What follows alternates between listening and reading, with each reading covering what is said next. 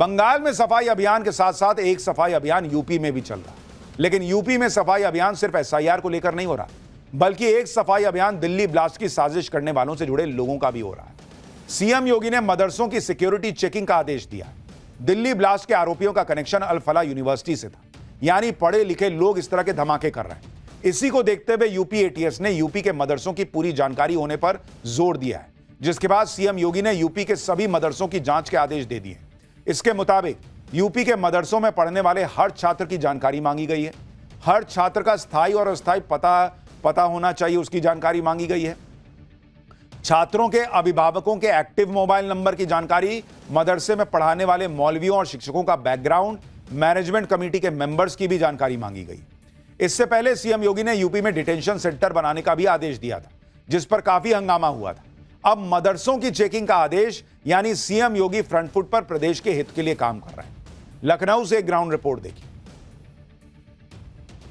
में देखिए किस तरीके से जो टीचर हैं वो बच्चों के वेरीफाई कर रहे हैं, जो डॉक्यूमेंट्स उनके हैं उनको चेक किया जा रहा है, आधार कार्ड चेक किया जा रहा है। मकसद ये है कि ये बच्चे जो है वो कहाँ के हैं, कौन बच्चे हैं जो इन मदरसों में पढ़ते हैं, तो ये जानना बेहद ज़रूरी है। और शायद इसीलिए सरकार के निर्देश के बाद, सीएम योगी के निर्देश के बाद जो है तमाम मदरसे हैं वहाँ बच्चे जो पढ़ रहे हैं उनकी संख्या, उनके नंबर्स, उनके जो आई कार्ड्स हैं वो चेक किए जा रहे हैं। देखिए किस तरह से जो है जो आधार कार्ड उनके पास है, उनको आधार कार्ड को वेरीफाई किया जा रहा है। तो ये जो मदरसा है लखनऊ का, इस मदरसे में देखिए क्या क्या कर रहे हैं आप लोग? सर मैं इनकी आधार कार्ड वेरिफिकेशन कर रहा हूँ, फोटो से मैचिंग कर रहा हूँ, किस डिस्ट्रिक्ट से बिलोंग करते हैं वो कर रहा हूँ, किस स्टेट से बिलोंग करते हैं वो सारा वेरिफिकेशन करने के बाद ही ये सारे डॉक्यूमेंट सबमिट कर रहा है। अच्छा, तो ये मांगा गया है डॉक्यूमेंट? जी हाँ, डॉक्यूमेंट वेरिफिकेशन मांगा गया मंत्री जी के। क्या मांगा गया है, क्या जानकारी? इसमें ये मांगा गया कि सारे स्टेट किस स्टेट के हैं, जैसे उत्तर प्रदेश के या बंगाल के या किस जगह के, सारा वेरिफिकेशन में विद स्टाफ के, विद बच्चों के सारी चीजें मांगी गई। तो हम लोग ये बच्चों से सारा वेरिफिकेशन कर रहे हैं, आधार कार्ड से मैचिंग कर रहे हैं, ये कहाँ है क्या, क्योंकि उस इंसिडेंट के बाद,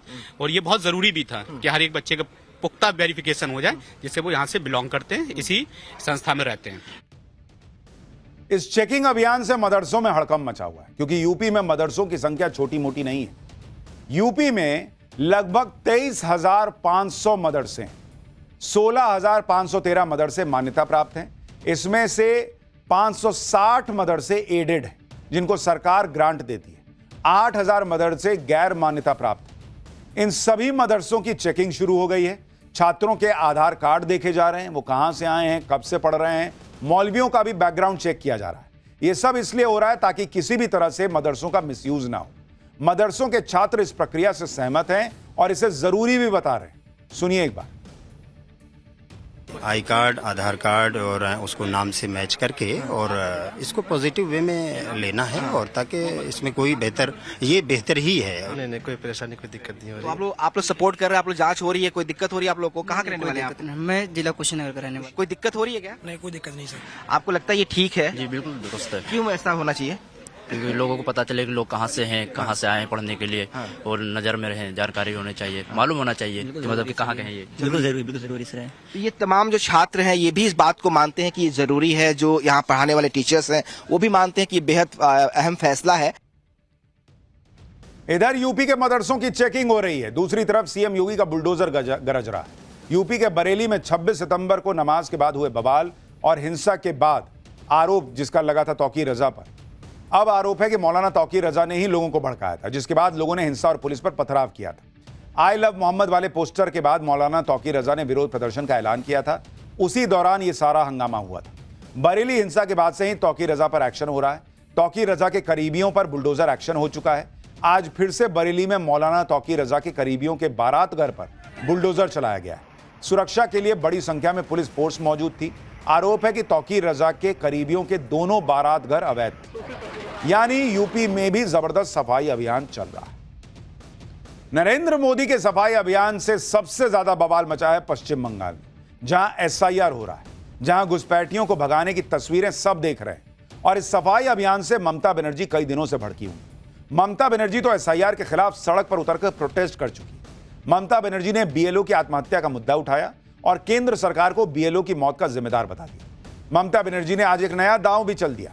ममता बनर्जी ने एसआईआर के दौरान जान गंवाने वालों के परिवार वालों को मुआवजे का ऐलान किया। ममता बनर्जी ने कहा कि एसआईआर के दौरान 39 लोग जान गंवा चुके हैं, जिसमें 4 बीएलओ भी हैं। ममता बनर्जी ने इन सभी के परिवार वालों को 2-2 लाख रुपए के मुआवजे का ऐलान कर दिया। एसआईआर के काम से जुड़े 3 बीएलओ समेत 13 लोग बीमार भी हुए हैं। इनको 1-1 लाख रुपया दिया जाएगा। एसआईआर के मुद्दे पर ममता बनर्जी तो बीजेपी को धमकी भी दे चुकी है कि अगर एसआईआर नहीं रोका गया तो वो बीजेपी की नींव हिला देंगे। ममता बनर्जी एसआईआर के मुद्दे पर लगातार मोदी सरकार पर हमलावर है, जबकि प्रधानमंत्री मोदी घुसपैठियों को बाहर निकालने का संकल्प ले चुके हैं। एसआईआर इस काम में एक महत्वपूर्ण कड़ी साबित हो रही है और इससे घुसपैठियों की पहचान भी हो रही है, वोटर लिस्ट की सफाई भी हो रही है। बंगाल में तो एसआईआर का भयंकर असर दिख रहा है। आप ये तस्वीरें देखिए, कैसे लोग बंगाल से वापस जा रहे हैं। बंगाल के कई जिलों से बांग्लादेश का बॉर्डर लगता है और ये सभी लोग वापस बांग्लादेश जा रहे हैं। अब विपक्ष बताए कि एसआईआर की जरूरत नहीं है, ना होता एसआईआर तो ये लोग निकलते कभी बोरिया बिस्तर बांध के। एसआईआर का भले ही ममता बनर्जी विरोध कर रही हैं, लेकिन बंगाल के बॉर्डर वाले जिलों में लोग खुश हैं। देखिए बांग्लादेश बॉर्डर से लगे हकीमपुर से नवभारत की ये ग्राउंड रिपोर्ट। इस वक्त हम नॉर्थ 24 परगना के हाकिमपुर गांव में मौजूद हैं और ये हाकिमपुर का वो इलाका है जो कि बांग्लादेश और पश्चिम बंगाल के बॉर्डर पे है। बड़ी संख्या में हमने देखा था कि बांग्लादेशी जो हैं वो हाकिमपुर बॉर्डर के रास्ते ही बांग्लादेश गए थे और बड़ी भीड़ भी देखने को मिली थी। एसआईआर का विरोध भी लगातार देखने को मिल रहा है, लेकिन लोगों के अंदर गांव में क्या माहौल है ये हम जानने की कोशिश करेंगे। दिक्कत नहीं है, एसआईआर हुआ सही हुआ। सही हो जब बाहर का आदमी आके इधर वो कर रहा है, हम लोग का जो काम धंधा करते थे उनको वो कम पैसे में कर रहे हैं। हो गया हमारा, करा दिया आपने? जमा दे दिया। एसआईआर करा लिया, पेपर दे दिया, सब हो गया? कोई दिक्कत परेशानी? सब ठीक ठाक कम्प्लीट कर जमा दवाई। फॉर्म भर दिया आपने? हाँ, फॉर्म भर दिया। कोई दिक्कत परेशानी? कुछ नहीं। फायदा होगा, नुकसान क्यों होगा? मान लो जितना बांग्लादेश का था वो उधर अपना गांव चला जाएगा, हम लोग अपना खुश है। यहाँ से लगभग 1 किलोमीटर आगे बॉर्डर होगा और 1 किलोमीटर आगे बॉर्डर है और लोग बता रहे हैं कि बहुत खुश है। ये वो इलाके हैं जहां से बांग्लादेश की सीमा 1 किलोमीटर दूर है और यहां लोग कह रहे हैं कि एसआईआर की वजह से स्थानीय लोगों को फायदा होगा। वोटर लिस्ट में जिनका नाम 2-2 जगह है वो हटेगा और सबसे बड़ी बात कि घुसपैठियों को बाहर जाना होगा। मालदा के लोग क्या कह रहे हैं एसआईआर पर, सुनिए एक बार। बहुत सही हुआ, जरूरी है। क्या फायदा होगा इससे? क्या इससे फायदा होगा जो कोई अगर बाहर का आदमी आएगा तो इधर रुक नहीं पाएगा। एसआई के लिए बहुत अच्छा हो गया है और ये एसआई बहुत अच्छा किया है। ये लोग हर लोग चाहता है एसआई हो। जो शिफ्ट हो गए ना उसको धरा पड़ जाएगा और एसआई अच्छा है। जो मर जाता है वो नाम काटा जाएगा। जिसका जो लड़की का शादी हो जाता है इधर भी रह जाता है नाम, जहाँ पे शादी होता है उधर भी नाम रह जाता है। तो इसमें क्या होगा, उस लड़की का नाम इधर से कट जाएगा। तो घुसपैठी बांग्लादेश का रहता है, और देश का रहता है, यहाँ हमारा इंडिया का जो है वो अब रहेगा। बंगाल के लोग एसआईआर का समर्थन कर रहे हैं, इसके फायदे गिना रहे हैं, लेकिन ममता बनर्जी विरोध पर अड़ी हुई, जबकि बंगाल में एसआईआर के दौरान भयंकर गड़बड़ियां मिल रही। चुनाव आयोग से जुड़े सूत्रों के मुताबिक बंगाल में अब तक 2208 बूथ ऐसे मिले हैं जहां से एक भी नील अनकलेक्टेबल इन्यूमरेशन फॉर्म्स नहीं लौटे। 2208 बूथों पर कोई भी ऐसा वोटर नहीं मिला जिसकी मौत हो गई हो, जो शिफ्ट हो गया हो या जिसका नाम एक से ज्यादा जगह पर हो। ऐसा होना बहुत ही असामान्य है क्योंकि सामान्य तौर पर हर बूथ से कोई ना कोई मृत या शिफ्ट मिल जाता है। चुनाव आयोग ने अब संबंधित जिलों के इलेक्टोरल रजिस्ट्रेशन अधिकारी और जिला इलेक्शन अधिकारी से जवाब मांगा है। अब तक एसआईआर के दौरान बंगाल में 21 लाख मृत मतदाताओं की पहचान हो चुकी है।